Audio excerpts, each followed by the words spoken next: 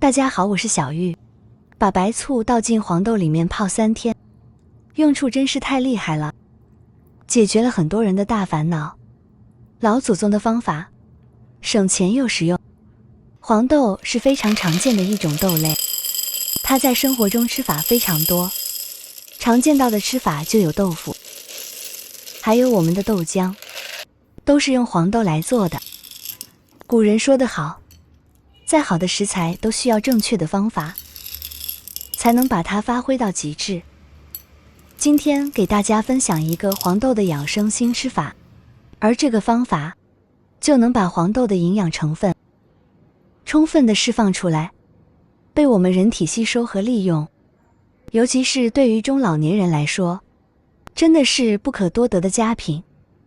做法简单，一看就会。准备2把黄豆放入碗中，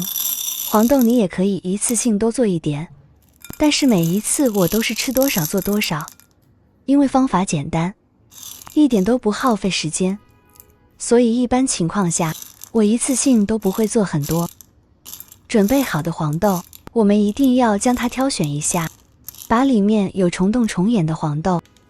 以及一些发霉烂掉的黄豆挑选出来，不要这样的黄豆没有任何营养价值可言，并且它的味道也是苦的，最终会影响到其他黄豆的口感和质量。挑拣干净后，往里面加入少许的清水，而水的用量只需要把所有的黄豆刚好淹没即可，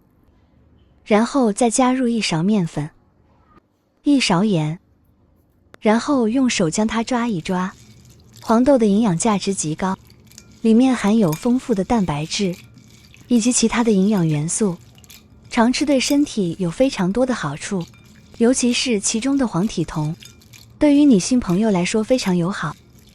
每天吃上一点点黄豆，对身体的好处非常多，但是黄豆表面却非常的脏，甚至会有一些泥土残留，所以在洗的时候不能简单的用清水来洗啊，一定要加一点点面粉，再加一点点食盐进来，这样抓洗，然后再用双手这样搓一搓。刚开始抓的时候，主要是把豆子全部润湿，后面搓才是要点，因为在搓的过程中，黄豆就会和黄豆之间产生一个摩擦力，同时和我们的手也会产生一个摩擦力，这样就可以很好的把黄豆清洗得更干净。看一下现在水变得多浑浊，脏水倒掉后，再换清水将它淘洗一下。如果自己家里面有种黄豆的朋友，尽量用家里面自己种的黄豆，因为现在市面上常见到的黄豆，从形状上来分，有我手上的这种圆滚滚的，而还有一种是呈椭圆形，颗粒比较大，像那种的黄豆，现在在超市里面已经很难看到了。据说那种的黄豆才是有机黄豆，而现在我们经常看到的这种圆滚滚的，像豌豆一样的黄豆，它是转基因黄豆，而非转基因的黄豆才是最好的选择。它不管从营养价值还是口感方面来说，都要更好。洗干净的黄豆，我们把它倒进一个大大的这种盘子里面，盘子越大越好，然后用纸巾将表面的水分完全擦干。不着急，有条件的朋友，我们可以把它放到阴凉通风的地方去，把表面的水分完全晾干。我们不管做什么美食，尤其是要长时间存放的美食，水是大忌，所以说一定要确保上面的水分完全被擦干。除了可以用纸巾来擦拭之外，我们还可以用电吹风来吹，这样干起来会更快。现在我们把黄豆放进一个无水无油的碗中，家里面有玻璃罐的也可以用玻璃罐子，但绝对不能用一些塑料瓶或者是不锈钢制品来装哦。接着取出家里面的白醋，选择白醋的时候一定要选择这种纯粮食纯酿的白醋，这样的白醋没有任何的添加剂，而且也没有经过任何多余的加工。如果我们看到有酿制型的白醋，像那种的白醋都是人工勾兑的，不建议购买。然后我们将准备好的白醋倒进黄豆里，我们倒的时候要一次性多倒一点，因为现在黄豆它还是处于一个非常干燥的状态，在浸泡的过程中，它会吸收大量的白醋。如果醋水少了的话，那么后期黄豆将里面的醋完全吸收掉之后，里面就没有一滴醋了。接着加入1小勺白糖进来，白醋的味道十分的酸，所以我们可以加一点点白糖中和一下酸味，这样后期做出来的黄豆口感才会好，酸酸甜甜的，吃起来也更可口。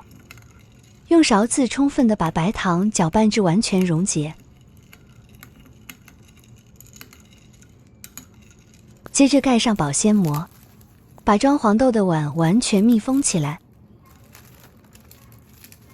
密封好后，我们把它放到冰箱里面冷藏5天的时间。在这个过程中，黄豆会慢慢的被泡发，最后会变成新鲜黄豆的样子。这个时候1个小时过去了，我们揭开保鲜膜来看一看。揭开的一瞬间，醋味比较浓郁，但是黄豆呢还没泡好，可以看到比刚才变胖了一点点，但是呢差别不是很大，这只是泡了1个小时的样子。我们一定要把它泡够5天，泡得越久，黄豆的口感就会更好。毕竟我们用的是生黄豆，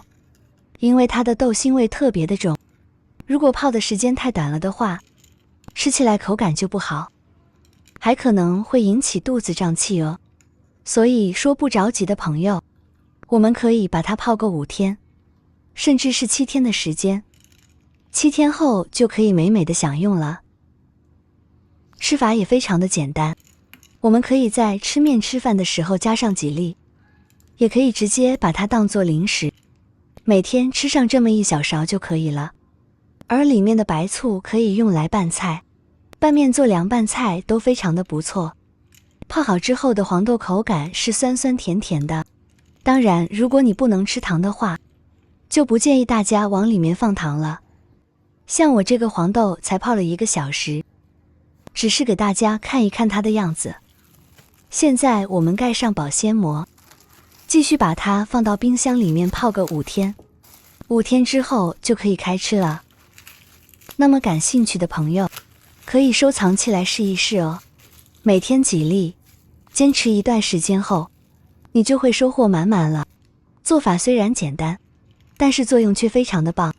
你也赶紧试一试吧。好了，我们今天分享就先到这里了。如果您觉得我的视频对您有所帮助的话，就请您给我点个赞吧，非常感谢您的关注和支持。我们下期不见不散，拜拜。